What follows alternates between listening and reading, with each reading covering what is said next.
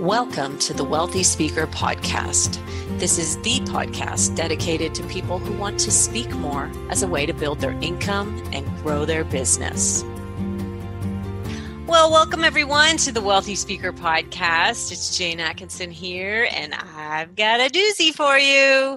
We've got here today, back by popular demand, my poster child for success, one Mr. Ryan Estis. Welcome back, Ryan. Thank you, Jane. It's great to be back. Now, I've got the video on. We're maybe going to see if we keep that on. And if we do, you'll see it over at speakerlauncher.com on the podcast page. And maybe you can watch the video of this as well. If it didn't work out, my apologies in advance. Today's show, Ryan, is all about mindset. I think of you cohesively, mindset and Ryan, so I'm getting mixed up here. I appreciate you coming to share your journey, not only towards $1 million, but past $1 million and what's coming up next for you. I used to think mindset was 50% of the equation, and now I believe it's 100, and I want you to weigh in on that. What do you think? I agree. It's everything, and how we think and feel dictates the entire quality of our life experience. And so, I was somebody that I would say in my first leg of this journey focused very much on my physical health. I was committed to that and very disciplined around that. But mindset and mental health, mindset was always attached to achievement. For me, it was always attached to, I had what I describe today as an achiever's mindset, which is very different than mental health. And so, but I would agree, how you think and how you feel is the quality of your life. Right. So it's everything. So circle us all the way back to when you're sitting at your kitchen table and you've said, we've been together for this entire journey. What's it been, 10 years or something since we first met? And you had a day job and then you didn't, and you quit, and you were sitting at your kitchen table and you were drumming up business. Talk about those early days and maybe where your mindset was then. I was terrified. There was an overwhelming sense of fear, anxiety, uncertainty, I think maybe even an internal crisis of meaning. I'd lost my identity. I no longer had the big business card with Chief Strategy Officer on it. I was alone in the dark in my apartment at my kitchen table with a laptop in the middle of the Great Recession, and I no longer had an income. So it was, my back was against the wall. Now, in a moment like that, a little bit of fear and anxiety can be useful because that can be energy that propels you to take action. Absolutely. And that was a moment in time that called for aggressive action. And that's what was warranted. So, my mindset, I became intensely focused on the task at hand, which was survival. And so for me, that was getting up. I had all these protocols in place. It's a little crazy, but I was getting up at 4:30 in the morning, putting a suit on, sitting at my kitchen table. I had a headset, 2 phones. I was going outbound, thousands of dials, emails. And we had this, Lynn joined me. My first hire, I hired the best salesperson I knew. We were canvassing the globe, trying to book speeches. And we actually got really good at it. I always say I got really good at selling speeches. We both, the two of us, and then I had to figure out how to get it good at delivering them, which was the next phase of the every phase is a whole new set of problems and challenges. So, you were, let's give credit where credit is due. You were already a sales guy. So this transition maybe wasn't as hard for you as other people, but there's no question that going from a really healthy 6-figure job and wearing a suit every day to, being challenged with your identity. How do you identify yourself today? Yeah, I entrepreneur, professional speaker. I'm very proud of the fact that I'm a speaker, that I have ideas and I do research and I learn and have experiences in my life. And then people think enough of that to actually want me to come in and talk about it. I mean, it's such a great, great privilege. But, for the first few years out, I wouldn't say the word speaker. It made me out. I keynote. So whenever anyone tells me they want to do this, I always say, well, tell me, what do you do? And it's interesting. I see new speakers. Well, I have this consulting business, but sometimes I do this. So I get people to say, I am Ryan. To claim it. I am Ryan Estis. I am a keynote speaker. Make your proclamations. So. Now, just to be clear, some of the teaching that we have over here at Speaker Launcher is to really be elevating yourself to expert. So what we're talking about here is something that's different. It's actually just staking. It's laying your stake in the ground and saying, I will command this stage and I will declare myself a speaker, which it took Ryan a little bit of time to really do. It sure did. So let's fast forward to where we are today, because I think that's a good leaping off point, and then we can kind of go back in time and see where some of the mindset shifts may have come from. So in terms of where we are today, about the you want to know about the business? Okay. What's happening? What's cooking? All right. So, well, we're having a great year. I mean, so we're going to finish the year with 75 events. Be somewhere between 75 and 80. I mean, I always say we're going to cap it at 75, but we're close to having that done already. So we may add a few more. The business will be north of $2 million. So you're right. We've been on that journey. So past $1 million and beyond. And we see a lot of growth on the horizon. I'm actually going to get a little bit of additional help this year in thinking through a very strategic 5-year plan to build the next phase of this business. Good. So we have some decisions to make about it, but we're going to continue to do original research, publish ebooks, blog, content, video marketing. We've made a bigger investment in marketing, so I would expect more content to come out in that regard. So it's been a fun and I'm taking all of August off again. So that's fantastic. And one of the things that I want people to know is that revenue that you're talking about right now is almost entirely from speaking. So this can be done, listeners, wealthy speaker listeners. This is indeed your poster child for the fact that it can actually be done.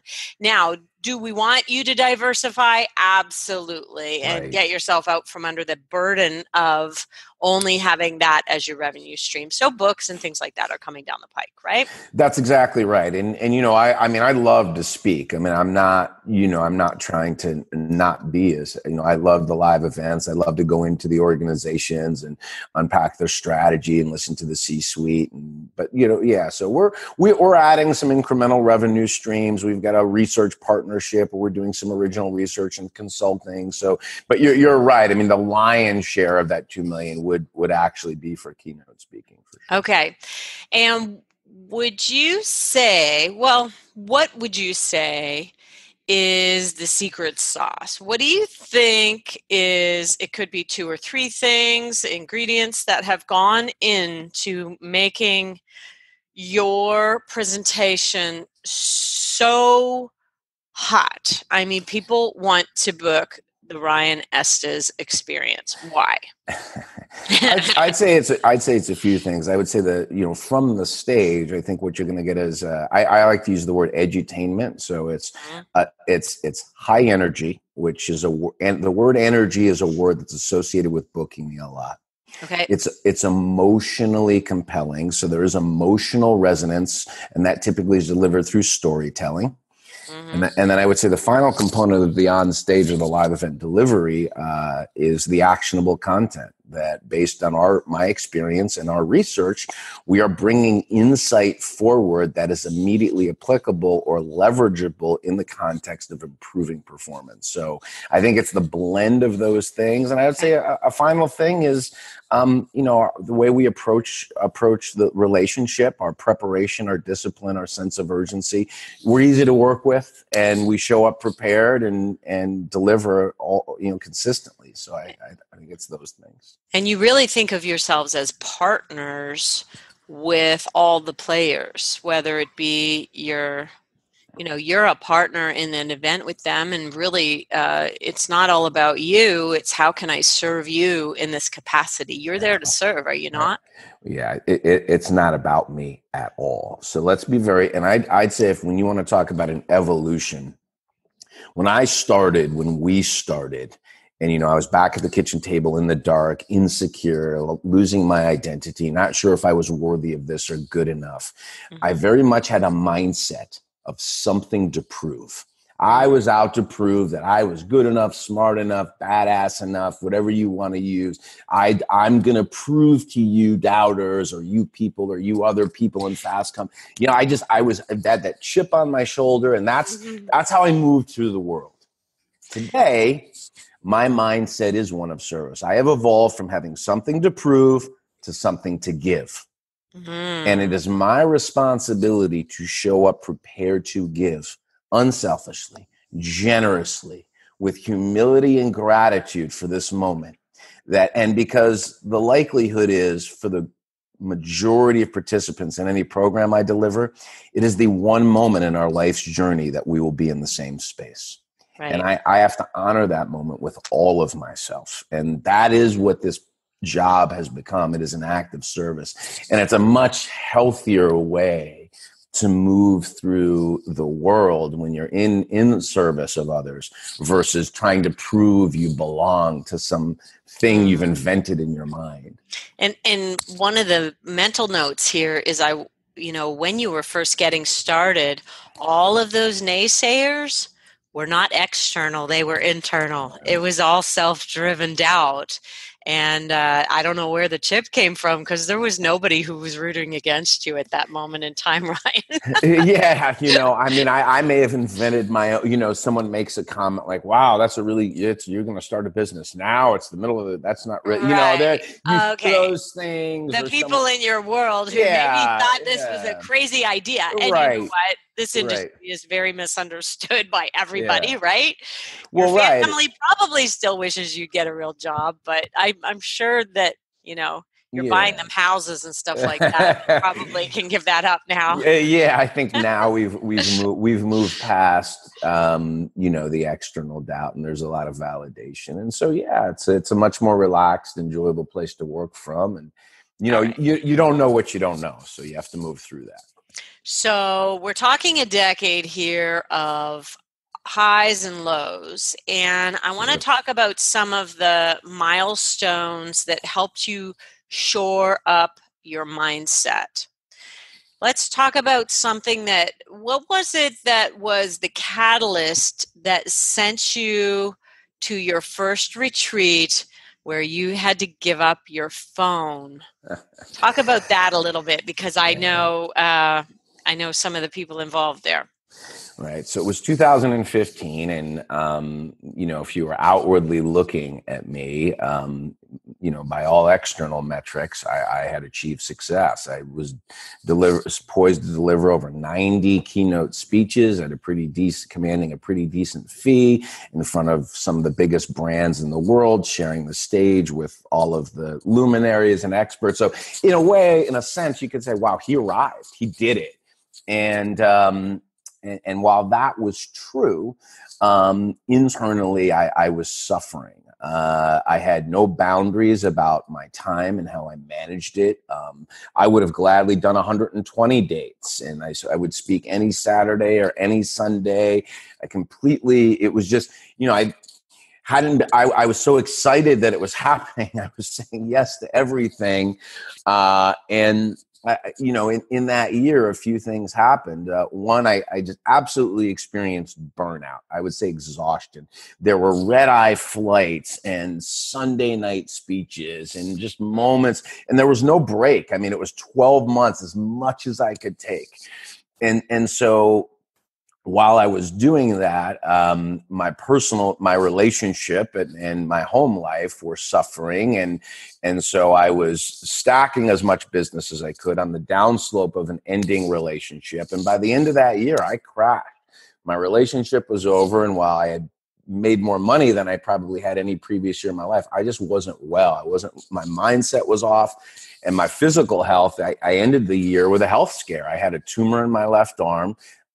They thought it was cancer. It turned out not being cancer, but that had me coming into the new year really asking bigger questions. Who am I? Why am I doing this? And where's my life going from here? And that set me down the path that you're referring to. I did an 8-day residential personal growth retreat, which is part of the agreement to go into this retreat. You agree to a complete digital detox. So you turn in your phone. There's no Wi-Fi, and you have no connection to the outside world. There's no phone. You can't talk to anybody. So you enter this, and I always say I checked out of the world to check back in with myself. And emerging from that began the path toward inner work, and I think resetting my mindset so that I could approach the next evolution of my business in a much more balanced, healthier way. 8 days. That was a turning point. And since then you've gone back again and again to get that balance back again, hey? That's correct. They have graduate programs. They aren't as long. They're 3 or 4 days, but it's the same construct. You do a digital detox, and yeah, it's an opportunity to check back in with yourself. It's a commitment to working on yourself, really in the service of others. And I like that kind of learning. I call it learning by immersion. So you immerse yourself in this environment for 3 or 4 days, and it's interpersonal work, it's future setting work, it's spiritual growth, and it's work that I prior to that I hadn't done, and so I think it's helped me be more grounded and introspective, and certainly given me some tools to navigate the inevitable ups and downs of being an entrepreneur and living on the road over 100 days a year. Right. And when you go out and speak 70 to 80 times a year, there are going to be people who do not like you. Sure. Let's talk about that. Yeah. So, that was a huge issue for me in the first leg of this journey. So right around another thing that happened in 2015, right around all of this, was that somebody from one of my seminars sent me, and I've written about this since, so you could look this up. I wrote a blog post called "You Are a Total Fraud." So someone sent me an email, and I mean, it was, and that was the softest part of the email. The rest of it was an absolutely vicious personal attack and tear down from the way I dressed and talked. It was rough. And, to think, wow, I showed up and tried to do my best, and this is what someone took from it. And I have a much different perspective about that today. I wrote him and publicly thanked him for the gift of giving me, because you realize you're not for everyone. Mm-hmm. And I always say his name was Rudy. I don't mind using, I even use this. I don't want to use his last name, but I always say, Rudy, it wasn't for you, man. You weren't ready to receive the message. It's okay. It wasn't for you. So, look, if you're going to make your art and give your ideas and thinking away, you have to recognize that not everybody's going to agree with you, and it's not for everybody, and that's okay. Serve your tribe, find your congregation, sing to them, and everything else will be okay. Yeah, and it's easy to focus on that one person who wrote something bad on the form, or wrote you, or tried to shame you publicly somehow. Just know that we're never going to get 100% of our audiences, and that is just a part of the journey. And so another kind of flashpoint and shoring up the mindset, moving forward. What would you say? So we talked about how it's kind of like a whole different set of challenges at every level of the journey. The first challenge is you have no business, so you need to get business, right? So, and talk a little bit, we have a hashtag over here called Focused Hustle, which was inspired by you. Talk a little bit about your daily mantra and what you do what you talk about to yourself on a daily basis. Yeah, so it's the be humble, stay hungry, always hustle. And, humility comes in many different forms. For me in this business, I always tell the people that are around me that I'm working with, for every event we do, just keep in mind there's somebody who's just as good as me that would gladly go do it for free. So we need to have a deep sense of humility and gratitude to show up and deliver every single time. And then, selling to me, it's just process discipline. You have to, I did work for a Fortune 500 company, and I ran the sales organization. Yeah. So I had a lot of protocols and practices and metrics and management systems that we could deploy in our small business. And, like a good sales leader, what was my first investment? My first hire was to go bring in the best sales professional I knew and pay her even before I was making any money. Yeah. Because I knew that if we put that level of sales energy on top of this, that between us, we'd figure it out. And we did. And so, but we have a whole system that we still follow. And she's doing that work. She's doing more of the outbound selling, certainly, than I am today. I mean, we're in a fortunate position today where with our bureau partnerships and Lynn, we sell out the year. So I don't have to go outbound nearly as much as I did. So. Right. And your process is something that I'm pretty sure we've talked about it before on a previous podcast, talking about how you guys, how you guys deliver on that process, but always hustle. Talk about your version of hustle. Yeah, well, my version of hustle has changed since 2015. Okay. I always say, part of what I say is today is, be working when you're working, work. And then when you're not working, don't work. So when it's go time, I want us focused, all in, instead of half-assed working, 12 hours a day. That's not I'm on Instagram a little bit, and then I take my brother calls, and then I go meet somebody in the coffee shop to network, and then I come back and send out 2 emails. That's half-assed. Like, I want to be focused, all in, hustling with all of my energy when I'm working. And then that creates the time where I'm not. And I'm this is going to be the best year in the history of our business. And it's going to be the year where I work the least amount of hours. But I want to get maximum value out of the hour that I'm working. So, you asked about my process for how I spend my day. And I think that influences my mindset too. So I'll give you some of our new protocols. No calls or meetings for Ryan before 10 a.m. Okay. Period. Ever. Now might not be on a day that I'm speaking, but on days that I'm not speaking, I need to protect that peak productivity time of the morning. So I have a disciplined morning routine, set my intention for the day, move into my day, and I know that's maximum creativity time. So, maybe a little bit of reading to trigger some thinking, and that can go into writing, content development, research. And then at 10 a.m., I can start the structure of, phone calls, client meetings, sales calls, internal meetings, marketing reviews, any of those kinds of things. A couple other things, and this goes directly to mindset and mental health. We have a home by happy hour Friday rule. So, what I was doing in 2015, getting home at midnight on Friday and then leaving Saturday to go speak somewhere on Sunday. So that's, and anyone who knows this too, I don't speak on the weekends anymore, and that frustrates some people. But no, I'm not coming to the thing on Saturday. That's just not what we do. Yeah. And you'll about August off. So we take all of August off. And now we're already into we only work half-day Fridays in the summer. So the whole team we shut down at noon on Friday. I love it. And I'll take most of this December off also. But here's the other huge thing I built in this year that's new.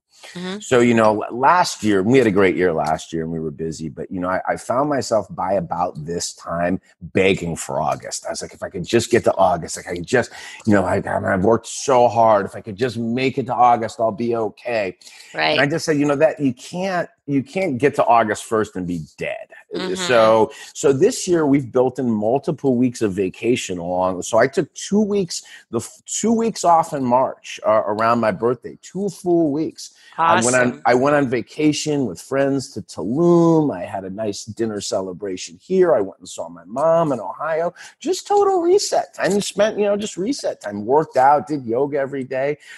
This year I have the whole week of July 4th off. So I'm going to go to my friend's house in the East, his beach house in the East Coast, celebrate for a few days, awesome. be here for a few days.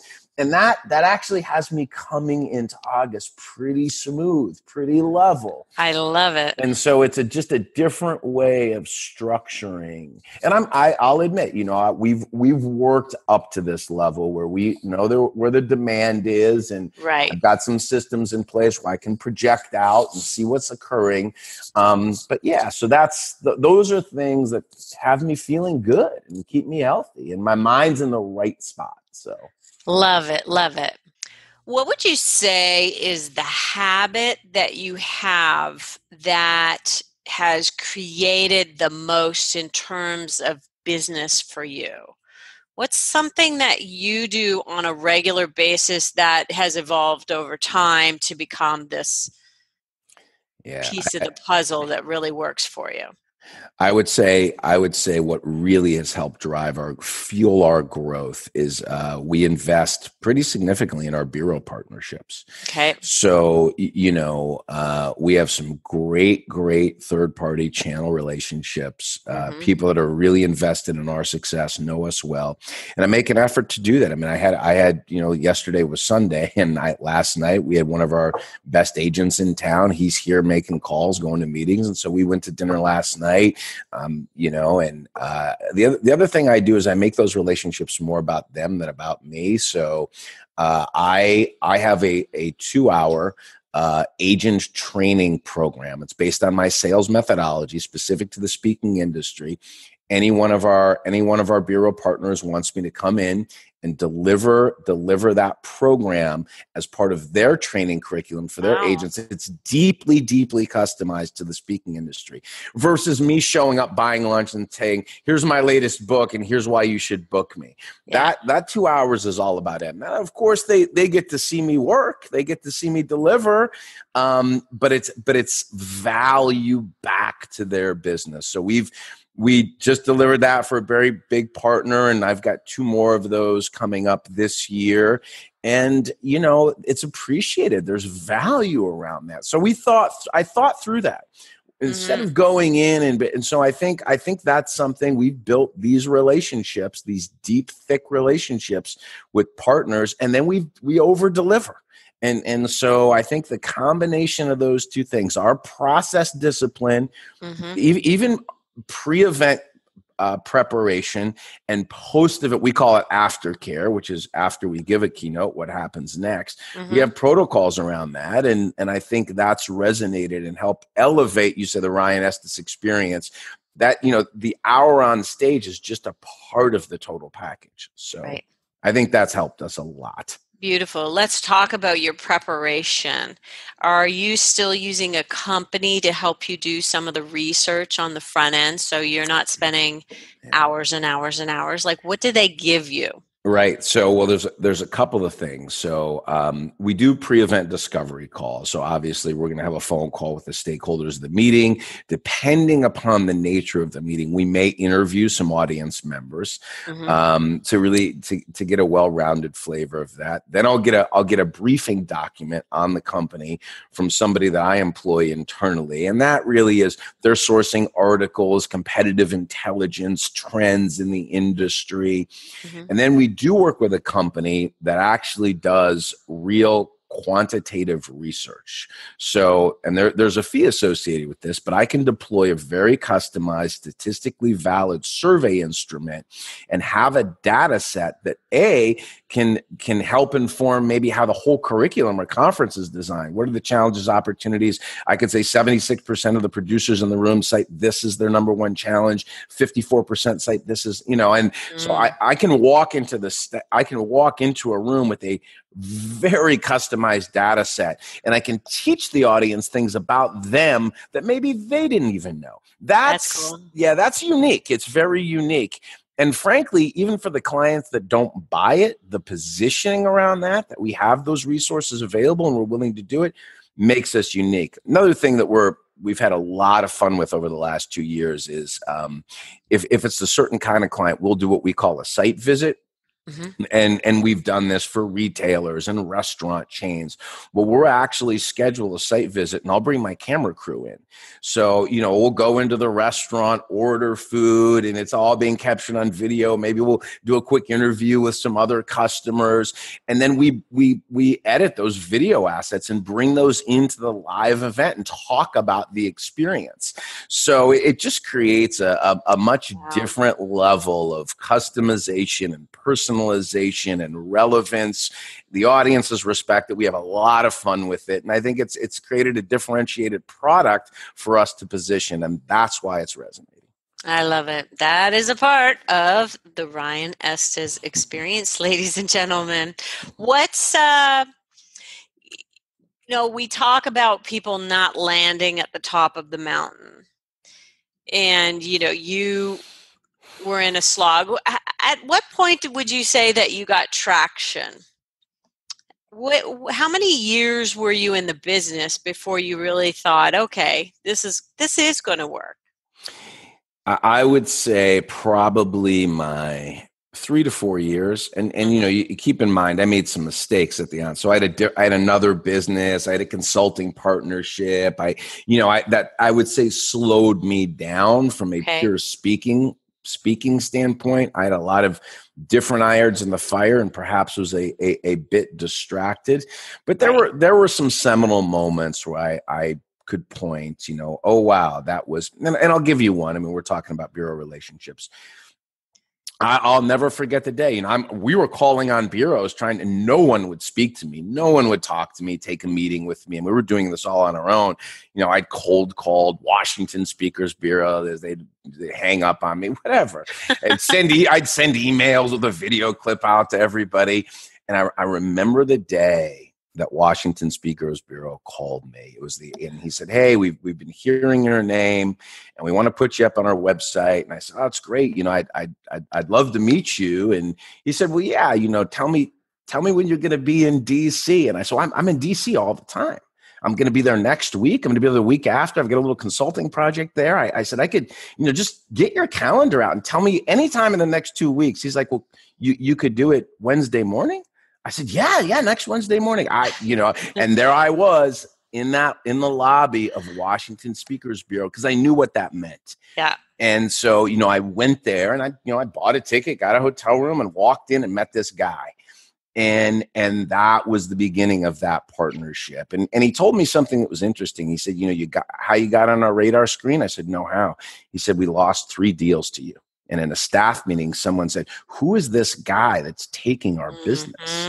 And someone said, give him a call. Let's figure out if we can work with that guy. And that really, that's it. So, but, so we had some success, but then I was willing to go there, jump on a plane, go to where the opportunity was, invest in the relationship. And that was, they started booking me, and then my name started moving around the industry, and that was a game changer. That is a big game changer. And that's one of the things that we talk to people about is to really just go out and hustle and get your own business started. And they will come a look in once they lose a few pieces of business to you.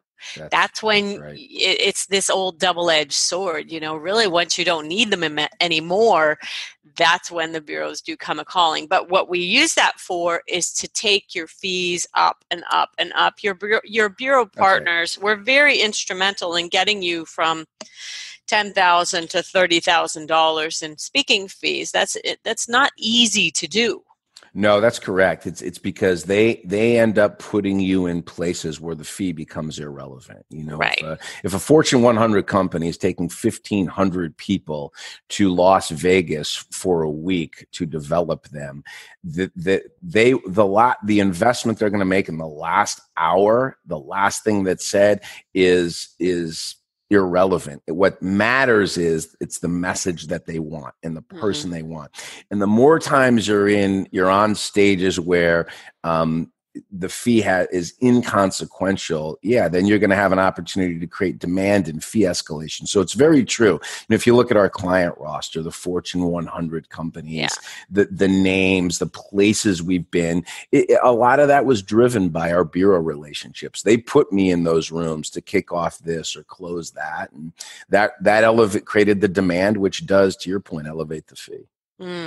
Now, in speaking about fees, this time last year, you confided with me. So I hope I'm not speaking out of school here. You confided with me that when you did put the fee up, it was right before going into a little bit of a slower season. Tell me how that messed with your mindset.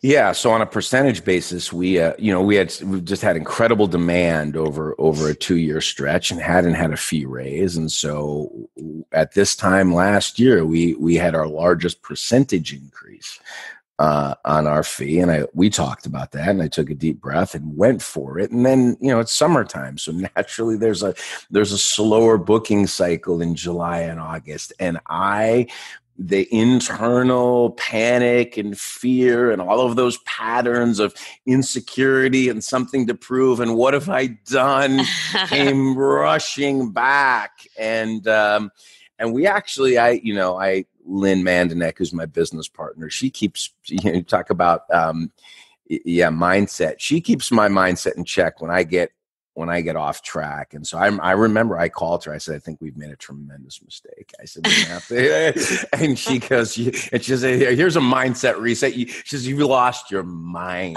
Like, chill out. Like, go fishing or something. It's July. Just relax. And so, we worked through that. I'll tell you another thing though, and around that, something else I did that was very, very useful.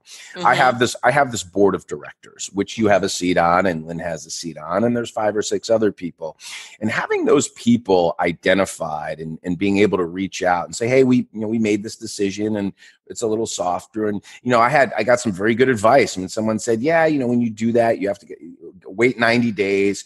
That really is the first wave of feedback, and look where you are at 90 days. And if you have metrics. And so I just got some, I have built-in sounding boards around me, which also is very, very useful for mindset. So I guess I didn't even realize it until we got into this conversation, but I put a lot of systems in place to make sure my mind is strong. Shore it up. It up. And there's likely some things that you are saying to yourself on a daily basis that have helped you get to where you want to go. So you meditate every morning? I meditate and journal in the mornings. And you bring in good stuff in terms of reading and taking in new learning. Is that a part of your morning routine? Absolutely. I'm reading a wonderful book right now called The Second Mountain. And there's a Super Soul podcast with the author.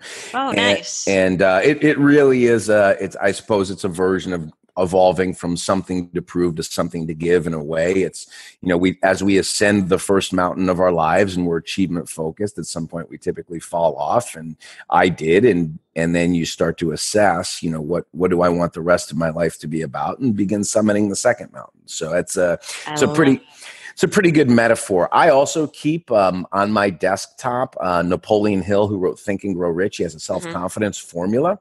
And so that document just sits in perpetuity. If I ever get a little insecure and my confidence gets rattled, I can go to that. I have a testimonials folder. We have hundreds of testimonials of people who've been impacted by our work, our messages, the lives we've changed. People that have reached out 3 years later. I had this beautiful story about a guy who was in a seminar 3 years ago. He said, I've been meaning to do this for a long time, but I want you to know I was in a terrible place that day, Fast forward 3 years later, new job, new wife, new son. Here's a picture of my family. Thank you for what you did. I get choked up because, and so you read 2 or 3 of those after some gratitude journaling, and I'll tell you what, your mindset's in the right spot. Yeah. And then you can move through your day a little bit differently. And you don't get jerked around by the inevitable bumps in the way you actually come to anticipate it. We're figuring this out, and there's some excitement around that. It's, wow, we get to solve this puzzle, and we conducted an experiment. That didn't go so good, but it was just an experiment. That's okay. We're not lost. We're exploring. Yeah, we're inventing the future. Yeah. And when you're inventing the future, it doesn't always happen in perfect symmetry, and that's okay. There's going to be missteps and little mistakes and pitfalls, but we'll move through all that stuff.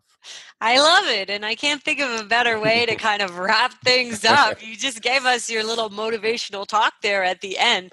That I think is part of the secret sauce, by the way, is that you have like this Tony Robbins in there. It just comes out to play on the stage. And I really love your kind of motivational bent to you, because it's who you are. You are sharing indeed your energy with your audiences. Yeah. Well, thank you. It's been a fun journey, and I will say this: I'm grateful to do this podcast because you were with me at the inception. Actually, pre-inception. I hired you when I still had my job.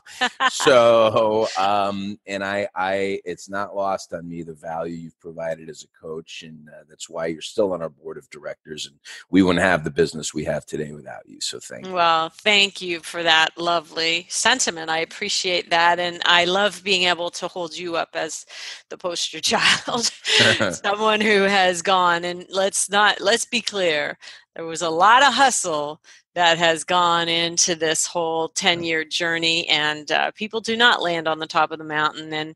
And I'm so grateful that you've been with us today to share your journey and your shifts in your mindset to getting from 0 to over $2 million. Congratulations, Ryan, and thanks for being with us today. Thank you, Jane.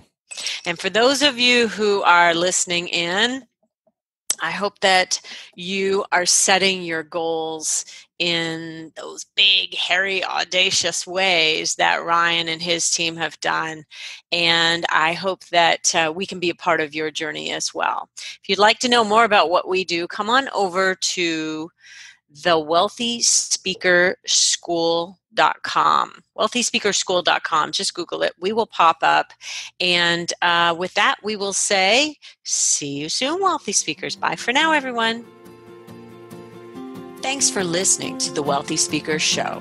Please visit speakerlauncher.com for your free Wealthy Speaker audit, and visit speakerlauncher.com/podcast for show notes and many more resources to help you catapult your speaking business. See you soon, Wealthy Speakers.